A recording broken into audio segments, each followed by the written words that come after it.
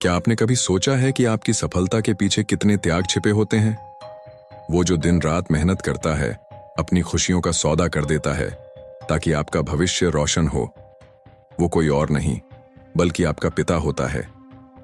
यह कहानी सिर्फ एक बेटे की नहीं, बल्कि हर उस पिता की है जो अपने बच्चे के सपनों को हकीकत बनाने के लिए अपनी इच्छाओं को कुर्बान कर देता है। यह कहानी है संघर्ष की, बलिदान की और एक ऐसे अनमोल रिश्ते की जिसे शब्दों में बयां करना आसान नहीं। अगर आपके पास भी एक पिता का सहारा है तो यह कहानी आपको रुला देगी, और अगर नहीं तो यह आपको एहसास कराएगी कि पिता का प्यार क्या होता है। तो जुड़िए इस सफर में और देखिए कैसे एक किसान का बेटा अपनी मेहनत और पिता के आशीर्वाद से आसमान की ऊंचाइयां छूता है। लेकिन क्या वह अपने पिता के सपनों का कर्ज चुका पाएगा? जानने के लिए देखिए पिता, एक अनकही कहानी, एक ऐसी दास्तान जो आपके दिल को छू जाएगी। गांव के कोने में एक पुराना सा मिट्टी का घर था जहां महेश और उनका बेटा रमेश रहते थे। महेश एक साधारण किसान थे जिनकी आंखों में अपने बेटे के लिए बड़े बड़े सपने थे। उन्होंने अपनी जिंदगी खेतों में मेहनत करके गुजार दी, लेकिन एक उम्मीद हमेशा जिंदा रखी कि उनका बेटा पढ़ लिख कर एक बड़ा आदमी बनेगा। रमेश बचपन से ही होशियार था। वह हमेशा क्लास में अव्वल आता, लेकिन स्कूल की फीस और किताबों का खर्च उठाना महेश के लिए आसान नहीं था। कई बार उन्हें पुराने कपड़े पहनने पड़ते, पेट भरने के लिए आधा भोजन करना पड़ता, लेकिन उन्होंने कभी भी अपने बेटे की पढ़ाई में कोई कमी नहीं आने दी। एक बार रमेश स्कूल से लौटा और देखा कि पिता खेत में काम करके बहुत थक गए हैं। उसने पूछा, पिताजी, आप इतना क्यों मेहनत करते हैं? मैं भी तो आपकी मदद कर सकता हूं। महेश ने मुस्कुराते हुए रमेश के सिर पर हाथ रखा और बोले, बेटा, तू पढ़ाई कर। मेरी मेहनत तुझे उस मुकाम तक पहुंचाने के लिए है जहां तू कभी थक कर न गिरे।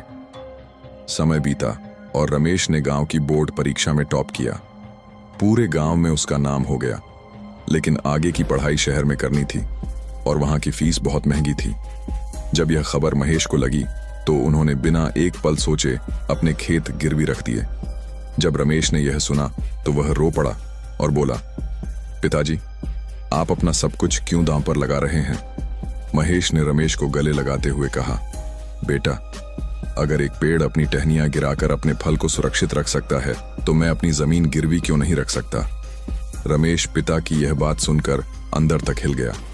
वह समझ चुका था कि उसके पिता के लिए उसकी सफलता से बढ़कर और कुछ भी नहीं था। शहर में रमेश को समझ आया कि असली दुनिया कितनी कठिन है।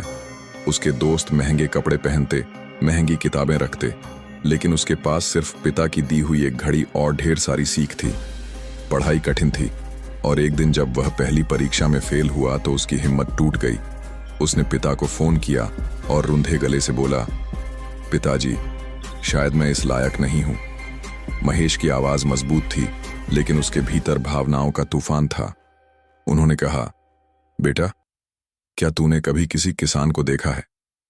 जब पहली बार बीज बोता है तो फसल हमेशा अच्छी नहीं होती, लेकिन वह हार नहीं मानता।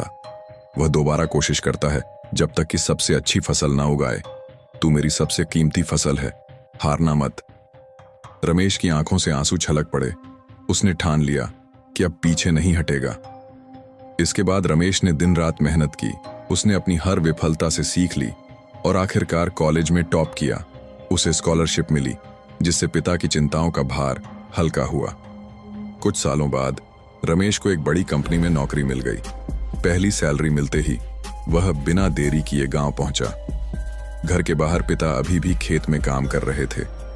रमेश दौड़कर उनके पास पहुंचा और उनकी मेहनत से भरी हथेलियों को पकड़ लिया। पिताजी, अब आपको खेतों में काम करने की जरूरत नहीं है। अब मैं आपकी देखभाल करूंगा। महेश मुस्कुराए। उनकी आंखें गर्व से चमक उठीं। उन्होंने अपने बेटे का माथा चूमा और कहा, बेटा, मैंने खेत में काम इसलिए नहीं किया कि मुझे मजबूरी थी, बल्कि इसलिए किया कि तुझे उड़ने की ताकत मिले। आज तू आकाश छू रहा है तो मेरी मेहनत सफल हो गई। रमेश रो पड़ा और अपने पिता को गले लगा लिया।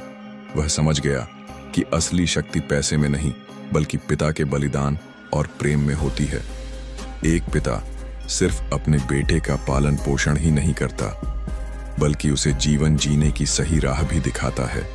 उसका हर बलिदान, हर संघर्ष सिर्फ इसलिए होता है ताकि उसका बेटा उससे भी बड़ा बने।